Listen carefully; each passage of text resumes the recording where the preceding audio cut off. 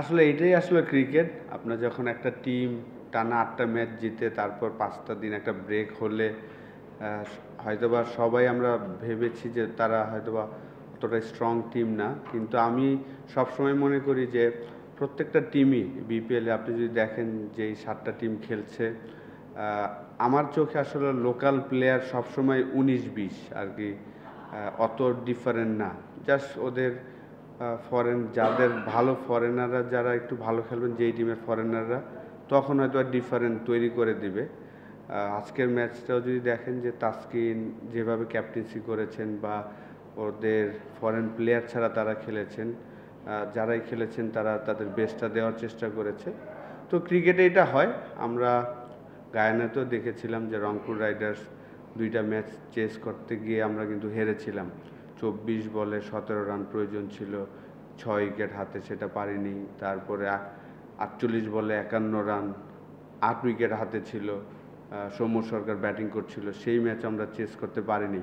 তো লাস্ট 2টা ম্যাচেই আমরা দেখলাম যে আসলে চেস করতে গিয়ে আমরা অতটা কমফোর্টেবল হইনি। তো এটা নিয়ে অবশ্যই ম্যানেজমেন্ট, আমরা প্লেয়াররা হয়তো বা বসবো, 2 দিন গ্যাপ আছে, তারপর ব্যাক টু ব্যাক 2টা ম্যাচ আমরা খেলবো নকআউটের আগে। তো আশা করি আমরা আবার রাইট ট্র্যাকে চলে আসবো। আজকে সাইফুদ্দিনের ইনিংসটা আমি মনে করি যে আমাদের একটু কনফিডেন্স দিবে সবাইকে যে শেষ পর্যন্ত ট্রাই করলে আসলে ম্যাচ কিন্তু জেতা যায়, যেটা আমরা বরিশালের সাথে করেছিলাম, সবাই বিশ্বাস করেছিল। নুরুল হাসান সোহান ব্রিলিয়ান একটা ইনিংস খেলে জিতিয়েছিল। তো সাইফুদ্দিনের ইনিংসটা আমাদের সামনে ভালো করার জন্য আমি মনে করি যে একটা পজিটিভ সাইন। এটার সাথে একটা রিলেটেড একটা কোশ্চেন আসছে, যা তাসকিনকে আপনারা দেখেছেন যে ক্যাপ্টেন্সি করেছেন ফুটবল ন্যাশনাল টিমে, আমাদের টি20 ক্যাপ্টেনের একটা জায়গা তৈরি হয়েছে, আসলে ভাই ক্যাপ্টেন ছিল। সেই মনে হয় আপনাদের ন্যাশনাল টিমে তাকে টি20 ক্যাপ্টেন্সিটা দেওয়া দিলে ভালো হয় বাংলাদেশ। অবশ্যই দেখেন লাস্ট টি20 ওয়ার্ল্ড কাপে তাকে ভাইস ক্যাপ্টেন দেওয়া হয়েছিল, এবং অনেক দিন ধরে খেলছেন বাংলাদেশ টিমের হয়ে, অনেক দিন ধরে খেলছেন। লাস্ট কোভিডের পর থেকে কিন্তু তাসকিন অসাধারণ ফর্মে আছেন। তার ফিটনেস লেভেল বলেন, ব্যাটিং বোলিং সব কিছুই সে ইমপ্রুভ করছেন ডে বাই ডে। প্রত্যেক দিনই আসলে বোলিংটা বিশেষ করে আমি বলবো যে খুব প্রত্যেক দিনই ইমপ্রুভমেন্ট দেখাচ্ছে, এবং এবারে বিপিএলে হাইয়েস্ট উইকেট টেকার, 24টা উইকেট নিয়েছেন, এবং সে এনজয় করেন। লাস্ট ইয়ারও কিন্তু ঢাকা টিমের শেষের দিকে কিছু ম্যাচ ক্যাপ্টেন্সি করেছেন, এইখানেও দেখলাম যে করছেন। তো অবশ্যই ক্রিকেট বোর্ড যদি মনে করেন, তো অবশ্যই আমি মনে করি তাসকিন হতে পারে।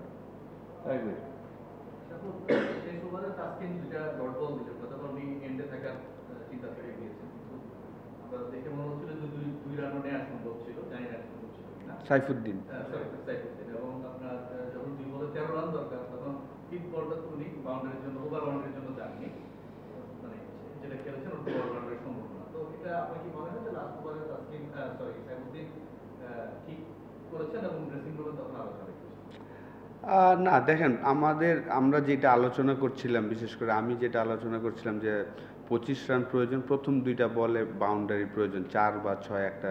তো ব্যাক টু ব্যাক 2টা 6 হওয়ার পরে আসলে আশা করেছিলাম যে হয়তোবা আমাদের পরেই আসবেন, কিন্তু আনলাকি যে পরের 2টা back to back say run নেয়নি। বিশেষ করে প্রথমটা নেয়নি, আমার কাছে মনে হয়েছে ঠিক আছে, সে হয়তোবা, আমি বিলিভ করছিলাম যে আকিবও ভালো মারতে পারে, কারণ প্র্যাকটিস সেশনে দেখেছিলাম সে চমৎকার মারতে পারে, সেই কারণে আমার বিলিভ ছিল।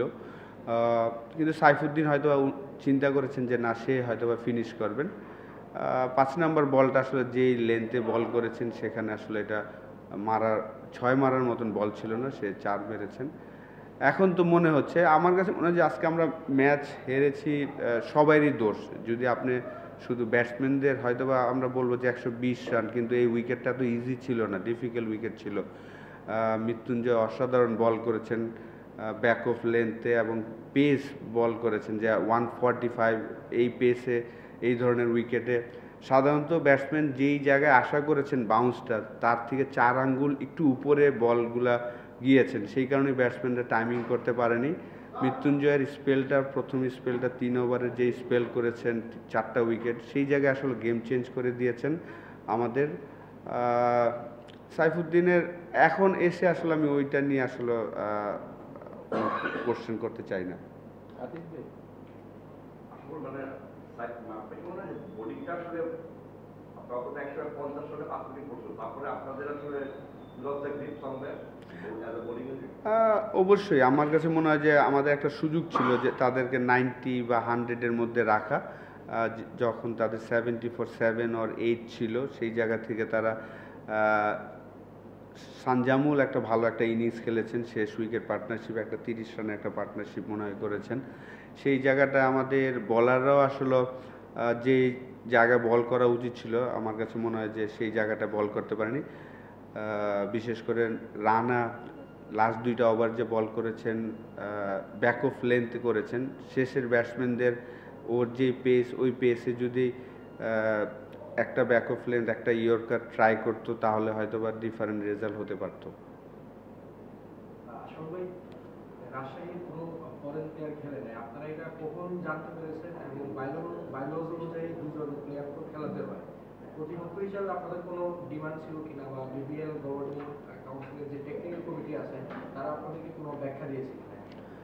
না, আমরা আসলে যখন আসছিলাম তখনই শুনছিলাম যে আসলে তাদের ফরেন প্লেয়াররা হয়তো বা আসবে না, এবং যেহেতু তারা একটা অ্যাপ্লিকেশন করেছেন ক্রিকেট বোর্ডের কাছে, তাদের ফরেন প্লেয়ার আসছেন না, তো আমরা আসলে এটা নর্মালভাবেই দেখেছি, যেহেতু এই টুর্নামেন্টটা আমাদের, তো সেই কারণে আমরা নর্মালভাবেই দেখেছি। এবং আমার কাছে যেটা মনে হয়েছে, আমি যখন বলছিলাম যে আসলে তাদের ফরেন প্লেয়ারদের থেকে তাদের লোকাল প্লেয়ারই বেটার ছিলেন, তো যাদের খেলায়নি তার থেকে যারা খেলেছেন তারাই আসলে এই টুর্নামেন্টে যদি দেখেন যে ম্যাক্সিমাম ফরেন প্লেয়ারের থেকে লোকাল প্লেয়ার যারা বসে থাকেন তারাই কিন্তু ভালো পারফর্মার আমার মনে হয়।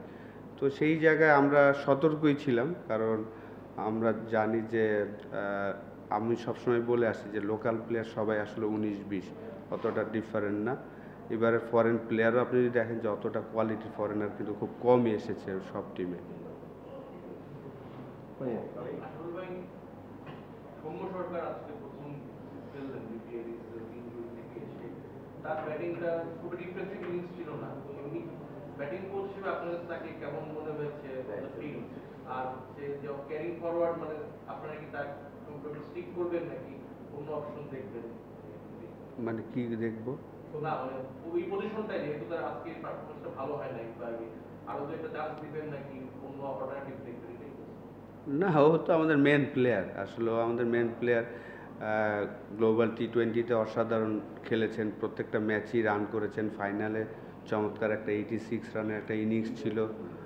ওয়েস্ট ইন্ডিজের সাথেও ভালো খেলছিল, আনলাকি যে ইনজুর্ড হয়ে গিয়েছেন। তো ইনজুরির পরে লাস্ট কয়েকদিন আমাদের সাথে ট্রেনিং করেছেন, তো কয়েকটা ইনিংস তো লাগবে ডেফিনেটলি। আর আজকের উইকেটটাও কিন্তু অত ইজি ছিল না, শুরুতেই বলছিলাম যে এখানে নর্মাল যে বাউন্স সেইখান থেকে 4 আঙ্গুল বেশি বাউন্স করছিল, সেই কারণেই অ্যাডজাস্ট করাটা ডিফিকাল্ট ছিল। এবং ওপেনিং স্পেলটা অসাধারণ ছিল মৃত্যুঞ্জয়ের। তারাও তো এক্সপিরিয়েন্স, যেহেতু তারা জানে যে তার ফিঙ্গারের প্রবলেম আছে, তারা কিন্তু সব ব্যাক অফ লেন্থে বল করেছেন, হার্ড লাইনে বল করেছেন, তার জন্য ইজি ছিল না আজকের ইনিংসটা।